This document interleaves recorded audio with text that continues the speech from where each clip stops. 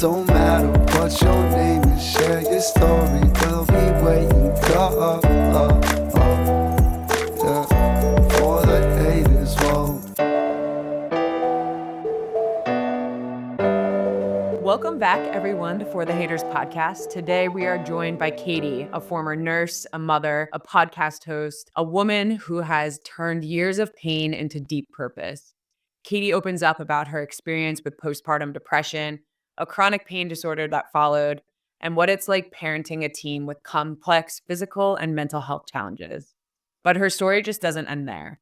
In fact, it's still unfolding. From leaving her 20-year career in nursing to launching her own platform, Katie now uses her voice to guide others through transitions, loss, and growth. This episode is about identity shifts, motherhood, mental health, and what it means to find meaning through suffering.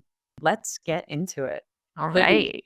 Welcome to For the Haters podcast. Thank you so much for being here. Of course. It's my pleasure. I really appreciate you having me on. Before we get into the questions and the topic at hand, can you just give a little bit of background on yourself? Where did you grow up? What growing up was like for you? So interesting you asked that question because I was just preparing my own podcast episode for this upcoming week and reflecting on a behavioral pattern I recognized in myself that's based on my own upbringing. And I was just writing about that earlier today. So interesting that you asked that question. But I grew up in the Northeast of the United States, a working class family. My parents were both blue collar workers, and they worked really hard to provide us with a good life, very long hours. They really sacrificed a lot to provide for us. But my brother was born with some significant challenges. He has ADHD. He's 50 years old now. So you have to understand this was a time when ADHD was very poorly understood and the amount of resources available for families was also very limited. Autism, mild form of autism, and Tourette's disease. So he had kind of complex issues going on. And my parents really didn't know what to do or how to handle them. And there weren't a lot of resources, as I mentioned, available to them. Along with that, I had a grandmother who was very severely mentally ill and really put our family through a lot. So I grew up in my family as kind of the peacekeeper, the fixer, the support, the sounding board. I used to always call myself the sounding board. Everyone kind of released their stuff on me. And I was kind of expected to absorb it and help the family to find a little bit more peace or a little bit more ease. And so it was a complicated childhood. There was a lot of love. Everybody was doing the best that they could, but it left a lot of scars and things that I've had to unravel and work through in my adult life. Yeah, it's so interesting. I think obviously we all go through things and only certain people, I wouldn't say everyone, is able to conceptualize taking things and putting them into their real life and how their childhood kind of has affected them as adults. Something I actively work on. Yeah. And I know you've recently become a parent, and I think there's nothing like parenthood to bring that out in you. There's some sort of switch that flips once you become a parent and you start seeing your own childhood in such a different light than you saw it prior to that moment. Yeah, and even relationships, your views of relationships change, not even your own, but like outside relationships, even your relationship with your family changes. So Yeah, absolutely. did you always stay in the Northeast around your family when college came? If you went to college, you of course went to college if you're, spent 20 years in nursing, but did you kind of remove yourself from the situation? So I went to college, only 2 years, only 2 hours away from my house. It was a beautiful, wonderful experience. And, despite everything that I told you, there was a lot of love and my parents did support me. And I never felt like I wanted to run away from them. I always actually enjoyed my family a lot. I do think that looking back, that I didn't have clarity really on everything that was going on. But I wasn't trying to run away from them at that time. I did eventually want to move far away, and not specifically because of them. I just started to see other parts of the country through traveling for, various reasons, and realized that I didn't really love where I was from in a geographic sense. I wound up staying close. I met my husband in college. His family was also I'm from New Jersey. His family was also from New Jersey. It was a hard sell to move him out of the state. And I didn't at the time have the trust in myself that I have now. And so I didn't push as hard for things that were important to me. I kind of allowed life to happen to me instead of choosing and creating the life that I wanted. And that was really the beginning of that, where I was allowing life to happen to me.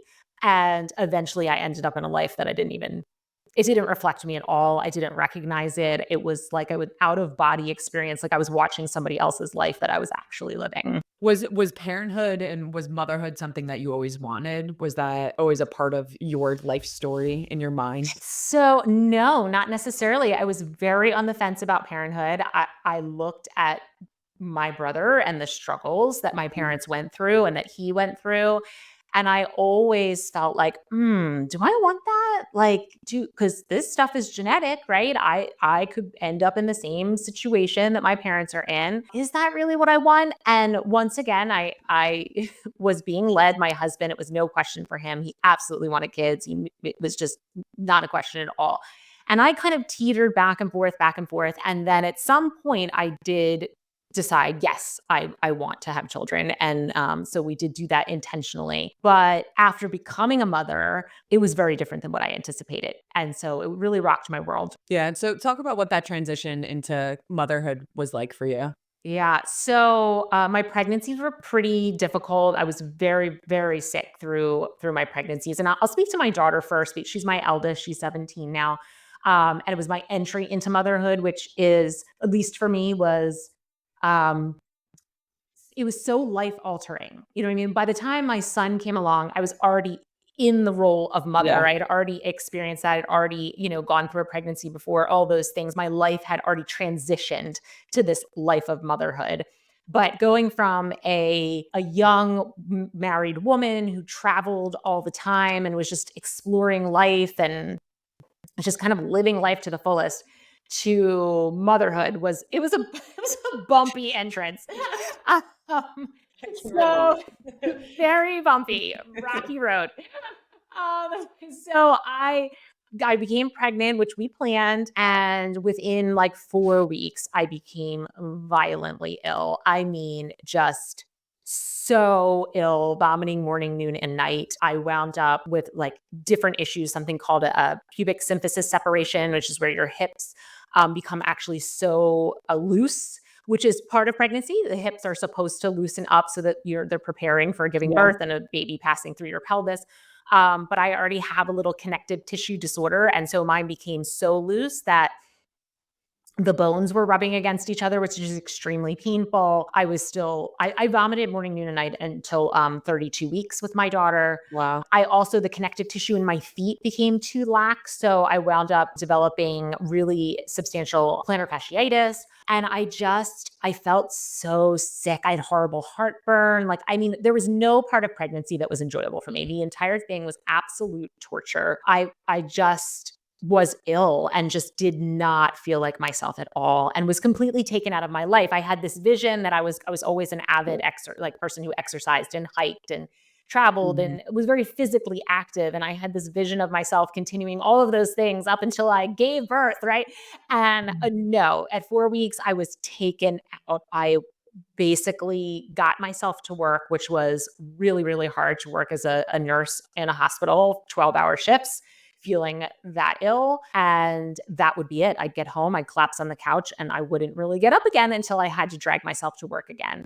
And it was really hard because my partner, of course, my husband was not experiencing any of that. His life was just kind of going on as usual, as per usual. I remember him saying to me multiple times, like, sometimes I just forget you're pregnant. And I was like, oh my God. But know your audience, dude. Don't say that. And so it was really, really, I felt this immediate sense of separation from him. And we had been so close. We dated for 8 years and then we were married for 4 years before I got pregnant. So 12 years we had been together and we were inseparable for those 12 years. And it just created this rift between us because he was young. He really couldn't understand what I was going through. And I felt that. I felt that he couldn't understand. And I felt very alone. I felt very isolated, very alone. I looked at so many of my friends who were going through pregnancies and they were glowingly happy, just enjoying the entire process. And it was the beginning, and we can get into this as parenthood moved along, but it was the beginning of me feeling like there's something wrong with me. Like, why don't I feel like they feel? Yeah, and I'm sure like the medical complications definitely add to it. It almost seems like there was like a little bit of peripartum in there that was mixed in it as well. How do you in those moments, how do you cope, right? Like do you seek out therapy? Are you doing anything? Or are you just trying to get to that Yeah. birthmark? So if you asked me that question today, if I was going through that today, I would 100% seek out therapy. Okay. 17 years ago, I was an entirely different person. Yeah. And I came from a family, no one went to therapy. Therapy was not discussed. It was not really offered. It was just not a thing. I mean, it was a thing, but it wasn't a thing for our family. And so I was just trying to survive and I was silently suffering, basically. I mean, Yeah. basically, I was just internalizing all of the both physical and emotional pain I was having and trying to the best of my ability to act like I was fine on the outside. Yeah. And so you give birth and first of all, it's amazing that like that experience can lead to another pregnancy, right? Like women choose to get pregnant Well, again. that was not a choice. Yeah. I But so what after you give birth and then you start to experience the postpartum depression, Yeah. when do you recognize that? Is it right away? Like, is there ever a moment of like happiness or anything that comes? So for me, and I think every woman's experience, whether it be postpartum depression or depression of any kind, Mhm. is unique to them. But when I gave birth, I immediately felt this sense of needing to protect my child, right? I was obsessed with when she needed to eat and if she ate enough and when she needed to sleep and if she slept enough and keeping her on a schedule and is she warm and not putting her around germs and like all of these like Mm. I'm going to keep you safe and alive, but they were not I in retrospect, I didn't see it at the time, but in retrospect I can see that it was an unhealthy. I took it to an extreme. Like this urgency was something that was, I think, a um what's the word, like a symptom of my postpartum depression. Mm. And then there was this disconnect. Like I didn't feel the joy. I didn't feel this immediate bond or connection. I was just miserable. I was just putting one foot in front of the other, doing what I needed to do, what I thought was best for her, but not feeling what you would hope to feel after you have a child. I was disconnected. I was really just sad, lonely. At the time, I lived in a condominium complex. There were no other families with children. My one sibling had no children. Any friends that had children lived far away. Like I was very isolated. Mhm. My husband worked very, very long hours. He would usually leave the house before my daughter was awake and come home after she was asleep. So it was just me and her all day, every day. And my husband's at the time was a public accountant. So then he had his seasons where he was working 6 days a week and sometimes 7 days a week. So it was very, very isolating. And I just remember this one time, my daughter it's never been a sleeper. She's 17. She still struggles with sleep. I don't think she slept through the night. I think the first time she slept through the night, she was probably 5 or 6. And we did everything to, Yeah. the schedule and the darkening shades and the noise machine and the routine All and the all the things. things. She Yeah. just, later on, we wound up understanding that she has some mental health struggles. And I think she came with it, right? She came into this earthly plane with those and they were impacting her even as an infant. But I was so sleep deprived. And she wouldn't sleep at nap and she wouldn't sleep at bedtime. And I didn't know what to do. And I remember leaning over her crib. She was crying. I was leaning over her crib, like looking at her, thinking, I don't know what to do. I literally just don't know what to do. And I started crying. And she stopped crying because she was so shocked to see me crying. She was probably only 6 months old. I'm guessing about there. And that was the moment that I was like, oh, something's wrong. Like, this is not right. This is not okay that I'm crying over her crib. And she's actually so aware that I'm crying. Mhm. And one other instance that really stands out in my mind, I went to a function, a party for people at work. It was a bunch of coworkers of mine. And I remember going and sitting in a room filled with people and feeling like I was 100% alone, that I was like a ghost. Mm. I wasn't even there. It was a very bizarre feeling. And those two things stand out in my mind, along with the compulsions that I had that should have forced me to go get help, but I didn't. Do you feel like that your nursing background at all helped you be able to spot it, or do you think it made it harder?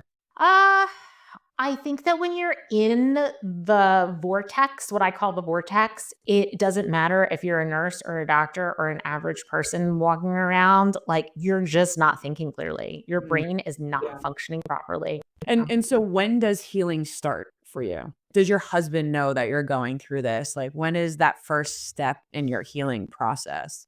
So, so I'm a Gen Xer, and we just pull up the bootstraps and we keep going. Okay, that's what Mhm. we do.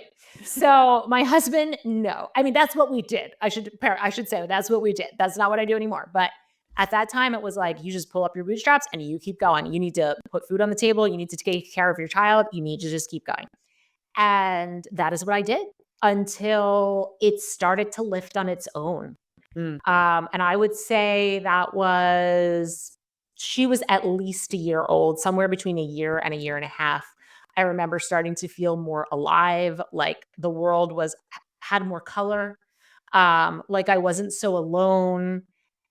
These feelings, this horrible weight started to lift. The fog began to clear, that my mind started to like clear up. And I remember feeling like I had more, like I could think better. And it was really only after I had fully come out of it, when she was 2 or more, that I reflected back and I thought, oh, I really should have gotten myself some help. Mm. And if I'm ever in that situation again, like I will get myself help. And did you experience any of this with your second pregnancy? So I went into my second pregnancy and I told them everything immediately. And they said, why don't we put you on an antidepressant before you even give birth? So I decided the studies say that it's safe while you're pregnant. I still was a little concerned. So I started at day of delivery. And that postpartum experience was so different. Yeah. And I think that proves, and obviously medicine won't help everyone, and there's different kinds of medicine out there. But I think that it shows that asking for that help is really important, right? Like you don't have to suffer in You- those months or Yes. years. You do not. And, at the time, medicine was the only tool I had. I didn't Mm. know of any other tool. I now am aware of so much more. There's so much available to us beyond medicine. So I am not against medicine. In my own personal life, believe that if I need it, I'll take it. If there's a way of me coming through something without using it, I will. It's Mhm. still putting something into my body that I'd prefer not to put in there. But there's so much available that I just didn't know about at the time. So I was like, okay, give me the drug. And the drug was helpful. Yeah. So you mentioned that you experienced a chronic pain disorder that Mhm. followed, right? Yeah. And Yeah. which is also something that needs medicine. So there's just a medical world out there that you need support within every chapter. Yeah. Uh, how did that begin, and what was that diagnosis? So I guess it truly began after the birth of my daughter, but it didn't get bad until after the birth of my son. And so after the birth of my daughter, I never experienced headaches. Literally in my life, I don't remember ever having a headache. After the birth of my daughter, I started getting migraines once a month around my cycle. My mom had always had them growing up. So I was like, okay, I guess this is like something that runs in our family. It was very manageable, easy to treat. I would take some medication. Sometimes I would just go to a yoga class and it would go away. Like it was really nothing to speak of. That went on for 4 years. I got pregnant with my son. I didn't have a single migraine while I was pregnant. Delivered my son, and out of nowhere, I just started the migraines were back to back to back to back to back to the point where there was no day that I didn't have a migraine. I had a Wow. continuous migraine. And it sent me really, really into a tailspin because migraine is not just a headache. It's a systemic neurological condition. It's the sixth leading cause of disability in the world. And it comes with the pain, the crushing, searing pain in your head. It comes with light sensitivity, noise sensitivity, nausea, vomiting. It comes with weird sensations that run through your body. It comes insomnia. That's one of my worst symptoms was insomnia. I was so ill that I couldn't even take care of my kids. I mean, it got to the point where dizziness, vertigo, it got to the point where I was having to call my mom over. Now, speaking of, I was planning to move away and I didn't. And in the end, it was great because she was close by to come over and help with my kids because I could not take care of them. I was very, very ill. And so how do you go about getting support with that? Do you just go to a doctor and hope that they, one, take you seriously, right? Like, 'cause you Yeah. never really know when you're gonna have to advocate for yourself. Yeah. So I began going down kind of the traditional route of the medical world. And I started by seeing a neurologist first and then a headache specialist. Then I started reading books on migraine disorder. Then I started going into more alternative treatments like chiropractic, acupuncture, diet modification, emotion code therapy. I mean, we could spend a whole podcast on all the things that I've done to manage and treat this condition. But so I'm a yoga teacher, and that is where I really began my journey of yoga. So I had been doing yoga for many years before that, primarily as a form of exercise. I just kind of enjoyed it. Mhm. But everything was stripped away from me. So just like in my first pregnancy, where everything was taken away as far as all the things that I enjoyed doing because I felt so ill, this was a recurrence of that. So here I was back. Everything was stripped away from me. Everything that I enjoyed doing, I couldn't do. I was too sick to do. And yoga was the one place that I could go and feel safe to just kind of be. I would go and I would maybe do some gentle stretching. I would just lay on the mat sometimes. I was at this really beautiful studio that never questioned, never asked you to go beyond your edge, always held space. And they just allowed me to do what I could do and leave the rest behind. And not only did they not say anything about it, they were loving and compassionate about it. And it was the only thing that gave me a little hope during that time. It's awesome that you were able to find something, at least for that, right? Something like that can just carry on with the rest of your life. It affects your ability to parent, your ability to work, ultimately just really to care for yourself too. Yeah. Yeah. Your marriage, your everything. Having yourself going through different just medical complications, you have a little bit more empathy and sympathy behind it. When it came to your daughter and when she had her own mental and physical health challenges, how did that evolve and how were you able to support her through those? So I kind of descended into into depression again related to my own medical condition. And it is where I found yoga, and it is where I found the teachings and philosophy of yoga that brought me through the condition. So I still have the condition to this day. I still work on healing it, but it is very present in my life. Mhm. And it's where I learned how to look at the world through a different lens. And that made all the difference, right? So before, all I could see was the lack. All I could see is what was taken away from me. All I could see was the pain and the suffering. But through this journey of the entire 8-limb path of yoga, which is far beyond just the postures that we do. It was like taking off a pair of glasses and putting on a whole other set of glasses. And I could see a world that didn't exist or I didn't know existed before. Mhm. So by the time my daughter started decompensating, I was well into that journey for myself. And I will always be eternally and profoundly grateful because I know that that is what allowed me to carry my daughter through her own journey. Had I not had that experience, had I not been forced to come to terms with all of this on for myself, I don't know how I would have coped with what she went through. She was suicidal for multiple years. She had very severe OCD, very severe generalized anxiety, social anxiety. She had an eating disorder. She was very, very sick. And it was not always easy getting her help either. Oh, and I might add that this all coincided with the beginning of COVID.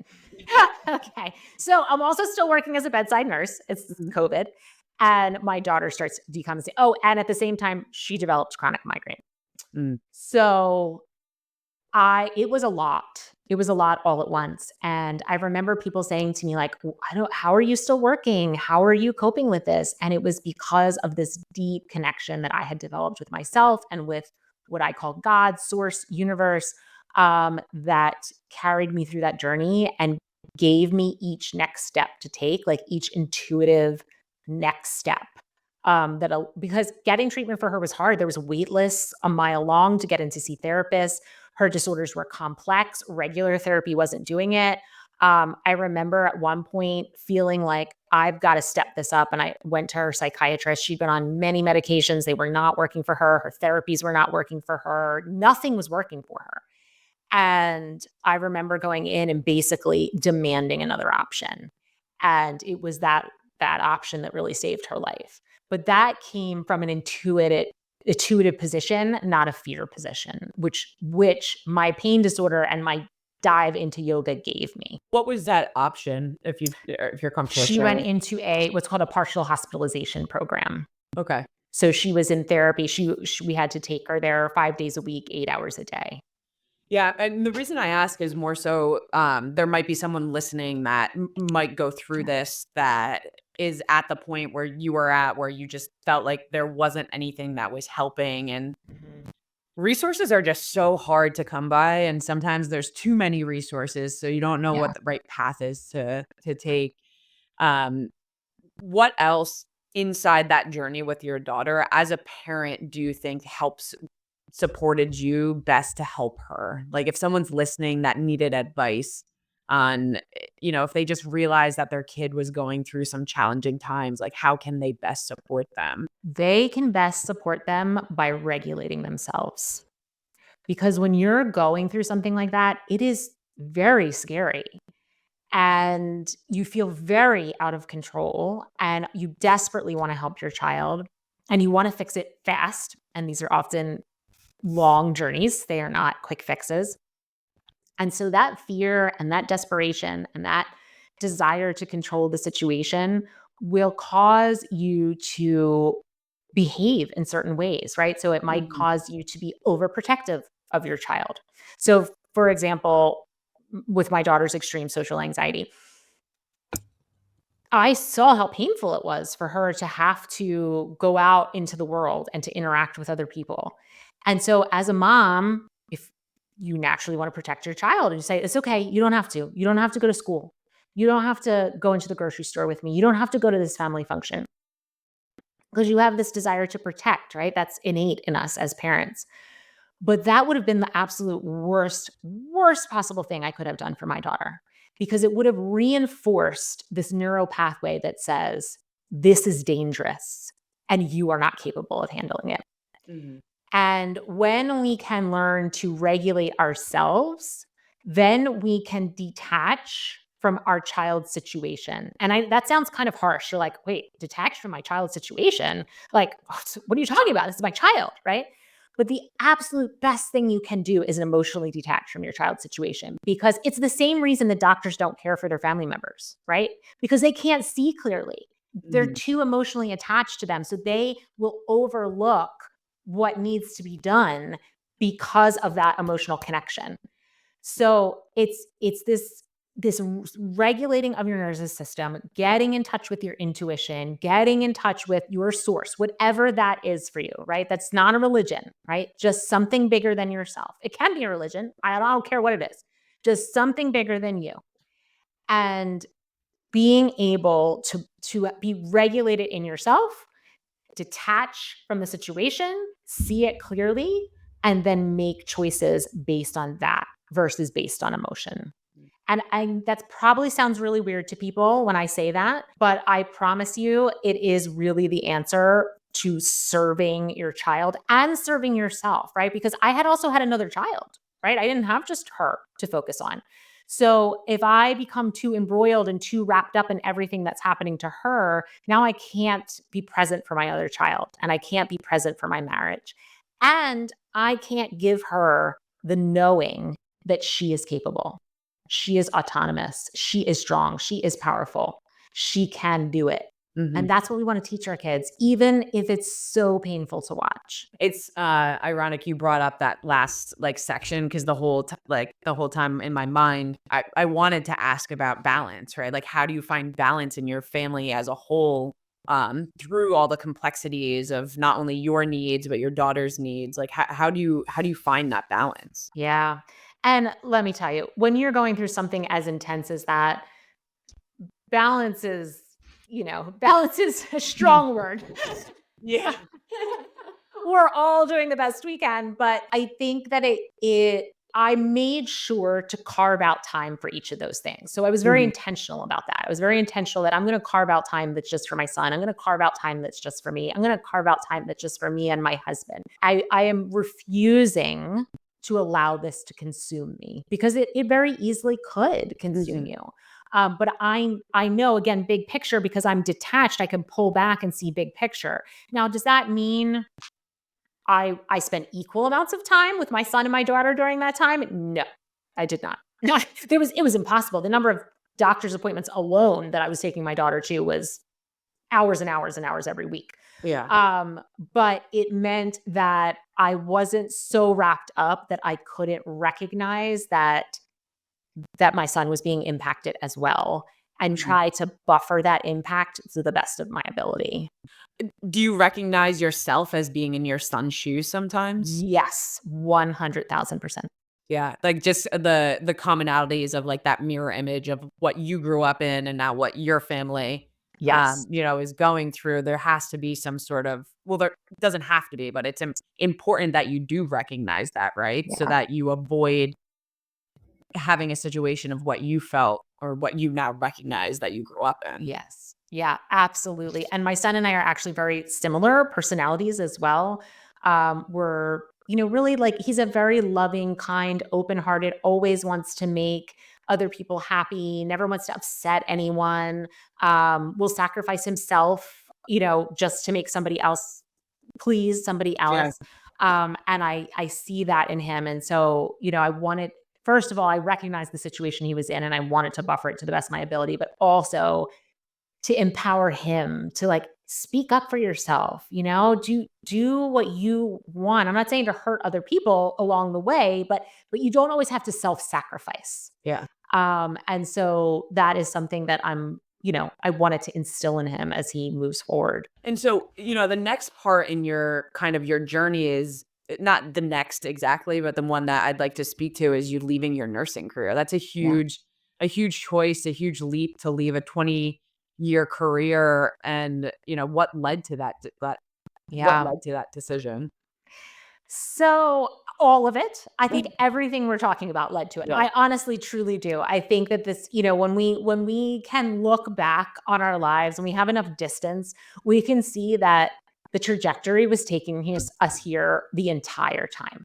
We couldn't see it then, but we can see it now looking back. And that is really what I believe. I believe that from a very, very young child, I was set on this course to where I currently am. But if we want to just take it back to the last 10 years or so, as I mentioned, when I was younger, I really wasn't in touch with my intuition. I allowed people to kind of sway me to do things. And then I ended up in this life I didn't recognize. So at age 40, something started to shift in me a little bit, which I don't think is uncommon. I think that's a pretty common age where women start to reflect on their lives. They start to want to take ownership more. They start to want to release things that aren't serving them.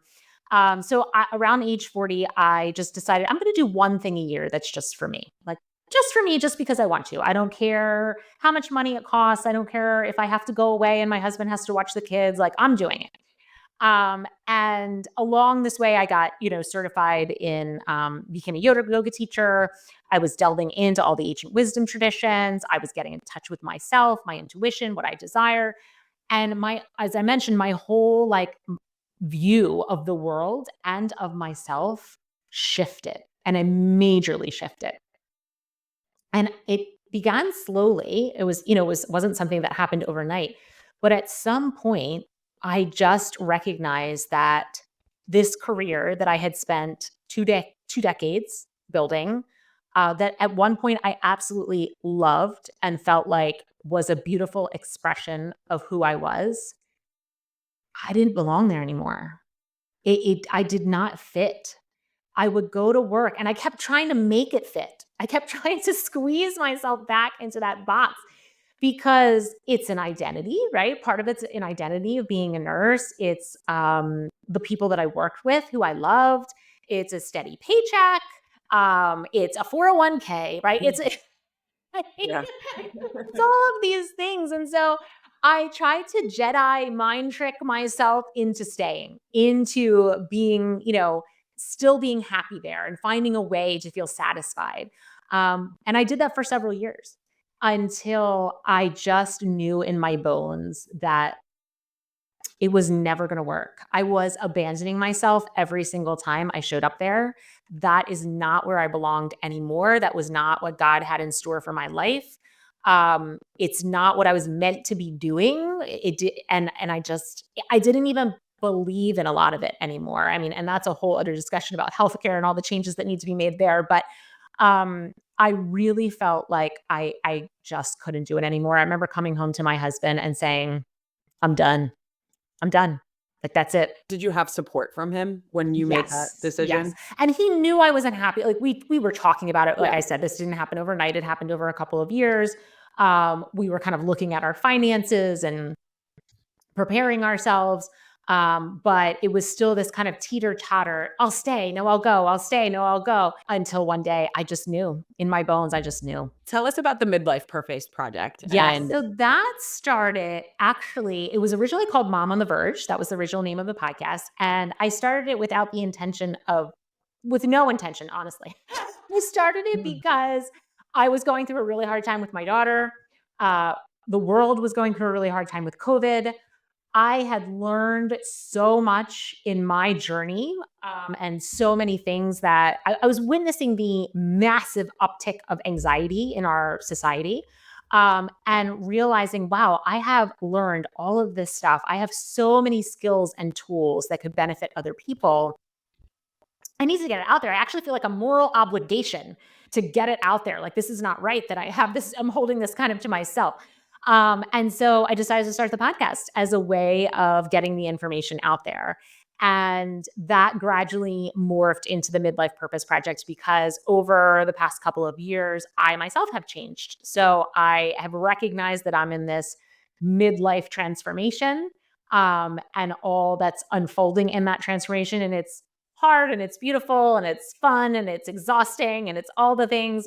And so I want to talk about, all those things, but it's all the same, right? It's all the same. It's all this. How do we come home to ourselves? How do we stop abandoning ourselves and get in touch with who we are and what we are meant to do? And I talk a lot about Dharma, which is your soul's purpose. And I truly, truly believe that the way that we heal this world is by each of us stepping into our soul's purpose.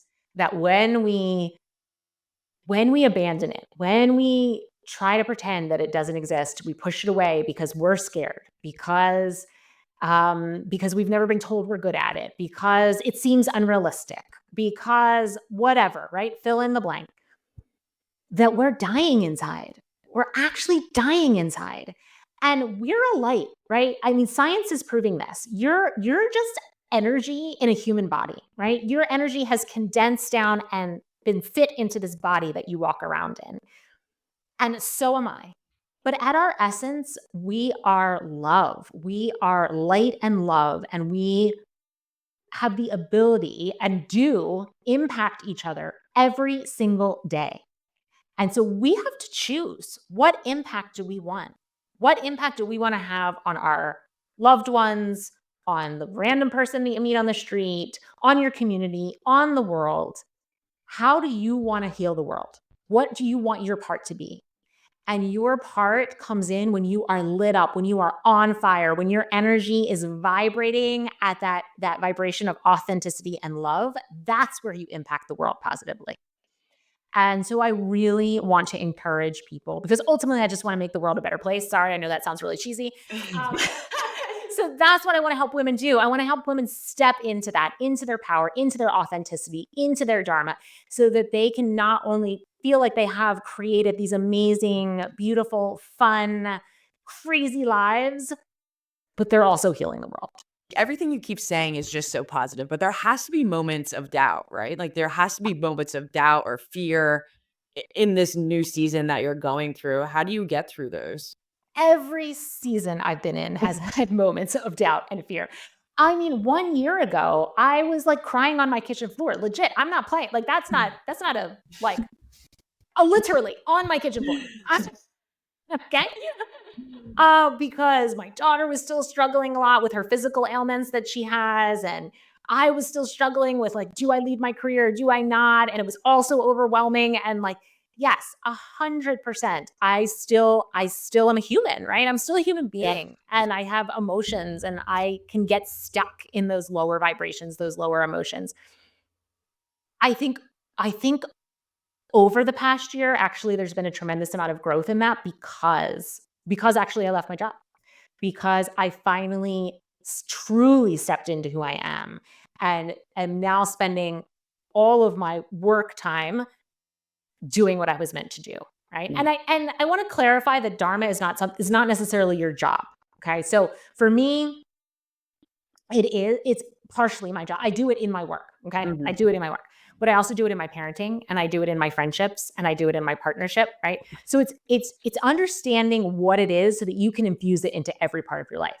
I personally was so out of sync with my career that it was energetically impacting me, and that's why I needed to step away from it. But you Mm. don't necessarily have to.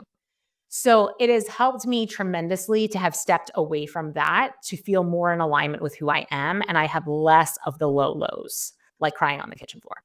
Um, but when I notice, it is really about awareness of your energetic state. And so when I recognize, oof, like it's not good right now in there, right? I'm feeling pretty low for whatever the reason is. Then I do something to what they can call in certain types of therapy spiraling up. So I like that vision of spiraling up, and so I will do something to spiral myself up. So it begins with awareness, right? I see it. I have self compassion for it. Okay, this is where you are. It's really hard. I recognize that. Feel all the feelings without also getting too attached to them, and then doing what I know works for me to bring me back up again. What has been the most rewarding part of this in connecting with others? What's like when you think back, with speaking your truth and all the things? I mean, I think it's twofold. So the most rewarding part, for just if we're just talking about me, just me, Mhm. is this connection that I have developed with myself and with something bigger than myself. It Mhm. is so magical and so beautiful, and allows me to move through the hard stuff with so much more ease and grace, because I have this tremendous faith, and I know that everything is okay, and everything will be okay, and everything always was okay.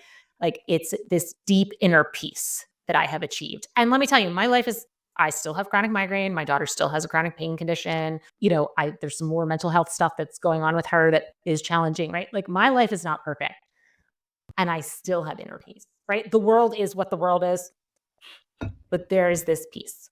Yeah. So for me, that has been the most beautiful part.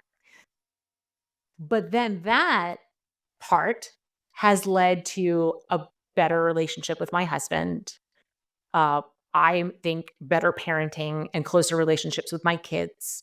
It has led to me doing what I do and then being able to meet the most loving, compassionate, kind-hearted, creative, amazing people like yourself, right? If I didn't do all that I did, I wouldn't be here speaking to you. We wouldn't be having this conversation. Like, it's amazing. I just like pinch myself every day that this is what I get to do. And the people that I've gotten to meet and the connections, even if it's for an hour, even if it's like we just have this podcast interview and like you and I never speak again after this. But I walk away like, like that just filled my heart. That was amazing. You know, the universe works in just like in very interesting ways. I had therapy today and I was crying for like half the day today. I'm just in a low place in life, right? Like, and I recognize it. I'm like, oh, life is just not like I don't feel happy. But like everything you're speaking to are things that I needed to hear. And I'm like, oh, like, wow, I can find these parts again. Like I'm recognizing it. And then after this call, I'm gonna, take steps to find those parts of myself because I know I can. It's Yeah. just a part of life of going through this. But there's just so much irony in that this call with you was today when millions of people, not millions, I hope one day millions of people will listen to this episode. But, this helped me already. Speaking with you and speaking just through your experience it's not passed on me, the irony of the timing of this. And I do not believe in coincidences. So synchronicities, yes. Coincidences, no. Yeah, I'm like sitting, I'm like, "Do I need to fucking start yoga? Like, is that my answer?" I Like, am super passionate about yoga. So if you ask me, yes. I'll like,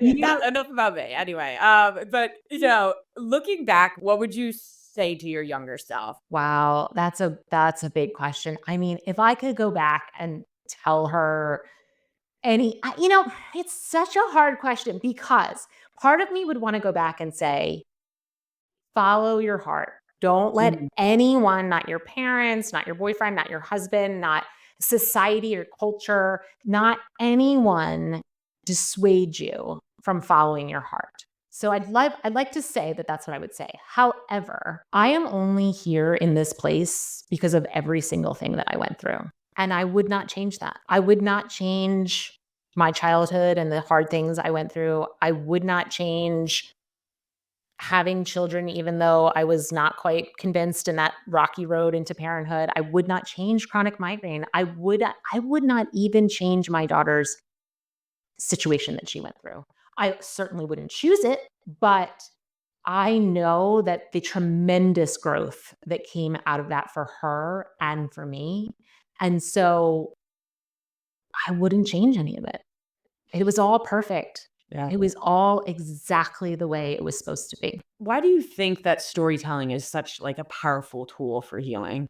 I think because it allows people to see themselves in the other person's story. Yeah. Our brains, if you want to talk from just like a biological perspective, our brains are wired for stories. So before we even had written word, things were passed down through story. Mm. And so our brains evolved to listen to and understand and remember story. So there's that biological component. But beyond that, with story comes emotion. And I think it was Maya Angelou who said, people will forget what you said, that people will forget what you did, but they will never forget how you made them feel. And that's what I think is so powerful about story. We might not remember the entire storyline or every character's name or exactly what happened, but we know how that story made us feel. and we want to move towards that, or we want to move away from, we know which direction we want to move based on how we felt listening to that story and how it resonated with our own personal experience. And I think that's why it's so powerful. What's next for you? What does the future look like now that you found this new purpose? Yeah, it's very exciting and scary and intimidating and overwhelming and all the things. Uh, what I really would love to do is more speaking, so more large groups where I get to go and give talks and do workshops. I'd also really like to lead retreats or or even co-lead retreats. A partner might be fun with that. So that's really where my vision is now. I also love to write. I'm on Substack, so maybe a book at some point. Although I think that that's probably a little more, a little further in the future. But I think that it will happen at some time, at some point. Well, if you ever need support with a retreat, I think that could have my name on it. That would always be something. I think we're pretty similar in nature and just like kind of where our journeys are leading us, right? Like this platform for me is where I am able to make the world better than I found it. That's how I like to kind of say of my purpose. At least I feel like my purpose is, and that's being able to speak to people and listen to people and connect people and just like and find that rhythm with others. Yeah. When All you are building out a retreat, keep me in mind because right. I will. I will. Yes. I love it.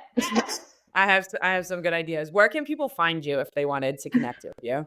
So they can find me at the Midlife Purpose Project. That's my podcast. I have a website, katiefarinas.com, and I write on Substack, which is also at Katie Farinas. Awesome. So all three of those places are great places to find me. Before I ask my last question, any last words for people that are listening? Any last words of advice or anything that you wanted to say? I guess I would say have faith in yourself, have faith in what this life is throwing at you. Because sometimes we can feel like we're the victim of what life throws at us. And we can be if we allow ourselves to be, but we can also turn that pain into power, to presence, to beautiful meaning. And it's really, you can do it. Like you can. And sometimes it feels like you can't. And when you have those moments where you feel like you can't, like it's okay. Like it's okay. You don't have to be super positive and uplifted and, happy all the time. Like you're a human. Give yourself grace. But even in those moments where you feel like you can't, know deep down inside that you can and you will. I'm gonna release this episode January. I feel like it'll be like a good new year for people to hear this and get some encouragement and motivation to kind of make some big changes. There might be someone listening that's like been teetering of, do I leave? Do I start a new career? Do I go this way and that way? I think that people listening will really, really just find help in the words that you've been able to speak. Yeah. So my last question is, if your daughter listens to this episode one day, what would you want her to hear? I mean, we're really open in our family now, so she really knows a lot of this. What about someone else's child that might, if maybe it's a child in the similar boat? Who's struggling the way that she did? Yeah. I think I'd want them to know that they can get through this. That life really is magical. My son, he's 12, and this year is the first year he doesn't believe in Santa Claus. And he was like, "Oh, it just doesn't feel like Christmas doesn't feel the same. It doesn't feel as magical." And it's the same like message I'm trying to impart to him, that like Santa was fun and it was great, but like there's true real magic in life. Mm. And when you are really struggling like that, life feels very, very black and white and very three-dimensional. And it lacks depth and meaning. And it just feels like you have 100 pounds on each limb trying to like put one foot in front of the other. Mm-hmm. But there truly is magic out there. And if you just keep working at it, you will find it. Amazing. Well, Katie, your story is one of layered transformation, a testament to how life's hardest chapters can uncover your deepest purpose. From postpartum depression to chronic pain to finding your voice through podcasting, You remind us that growth doesn't always come from joy. It often comes from surviving what was meant to break you. Thank you, everyone, to listening, and we'll see you next time on For the Haters. Thanks for listening to For the Haters. Don't forget to connect with us on socials, follow, like, and share to help more people find this community. And remember, they're not alone. And if you haven't yet, join our Facebook group. We'd love to have you there. The more we grow, the more lives we can impact. What's your name and share your story? We'll be waiting.